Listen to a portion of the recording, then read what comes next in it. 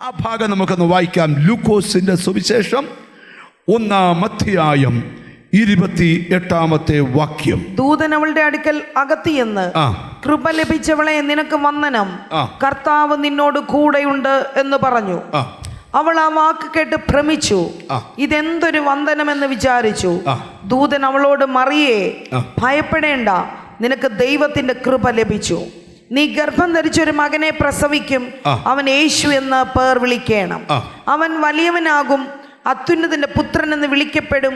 കർത്താവായ ദൈവം അവന്റെ പിതാവായ ദാവീദിന്റെ സിംഹാസനം അവന് കൊടുക്കും. അവൻ യാക്കോബ് ഗൃഹത്തിന് എന്നേക്കും രാജാവായിരിക്കും. അവന്റെ രാജ്യത്തിന് അവസാനം ഉണ്ടാകയില്ല എന്ന് പറഞ്ഞു. ദൂതൻ വന്ന് മറിയയ്ക്ക് ദൂത് കൈമാറുകയാണ്. ഞാൻ ആ ഭാഗം ഒന്നും പറയുന്നില്ല. ഇവിടെ ഉള്ളിലൊരു ചോദ്യം, എൻ്റെ ജീവിതത്തിൽ ഇത് എങ്ങനെ സംഭവിക്കും? എൻ്റെ ജീവിതത്തിൽ ഇത് എങ്ങനെ സംഭവിക്കും? ആ ചോദ്യത്തിന് ഉത്തരം ദൂതൻ കൊടുത്തതാണ് ഇന്നത്തെ ധ്യാന വിഷയം. അതിന് ദൂതൻ 2 കാര്യങ്ങൾ നിന്നിൽ സംഭവിക്കും. പരിശുദ്ധാത്മാവ് നിന്റെ മേൽ വരും. ഒന്ന്, നിന്റെ മേൽ പരിശുദ്ധാത്മാവ് വരും. അത്യുന്നതന്റെ ശക്തി നിന്റെ മേൽ നിഴലിടും. 2, ഈ അത്യുന്നതന്റെ ശക്തി നിന്റെ മേൽ അങ്ങോട്ട് നിഴലിടാൻ തുടങ്ങും. മതി. 1, പരിശുദ്ധാത്മാവ് നിന്റെ മേൽ വരും. 2, അത്യുന്നതന്റെ ശക്തി നിന്റെ മേൽ നിഴലിടും. അത് രണ്ടും സംഭവിക്കുമ്പോൾ ഈ പറഞ്ഞ വാക്തത്വം നിന്നിൽ നിന്ന് പുറത്തു വരും.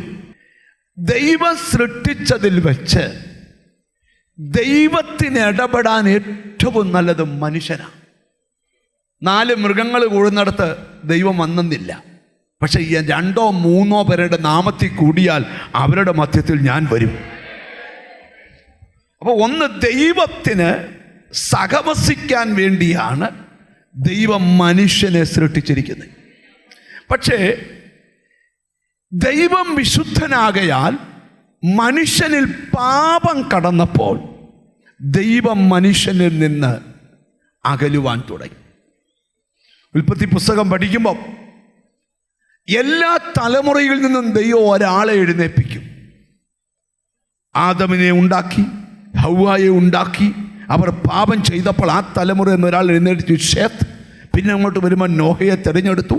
പിന്നെ അബ്രഹാം, ഇസഹാക്ക്, യാക്കോബ്, 12 ഇസ്രായേൽ മക്കൾ. എന്നിട്ടും അന്യപ്പെട്ടു പോയപ്പം പ്രവാചകന്മാർ യെശയ്യാ, യിരെമ്യാവ്, വിലാപങ്ങൾ, എഹെസ്കേൽ, ദാനിയേൽ, ഹോശയ്യ, യോവേൽ, ആമോസ്, ഓബദ്യാവ്, യോന, മീക, എന്തിന് മലാഖി വരെ പ്രവാചകന്മാർ. എന്നിട്ടും ജനമകന്നപ്പോൾ ദൈവത്തിന് മനസ്സിലായി ഈ പാപം പൊട്ടിച്ച് ഈ ജനത്തെ ദൈവത്തോടടുപ്പിക്കാൻ ദൈവം തീരുമാനിച്ചു തൻ്റെ പുത്രനെ ഭൂമിയിൽ വിടുവാൻ. എന്താണ് ക്രിസ്തുവിൻ്റെ ജനനം?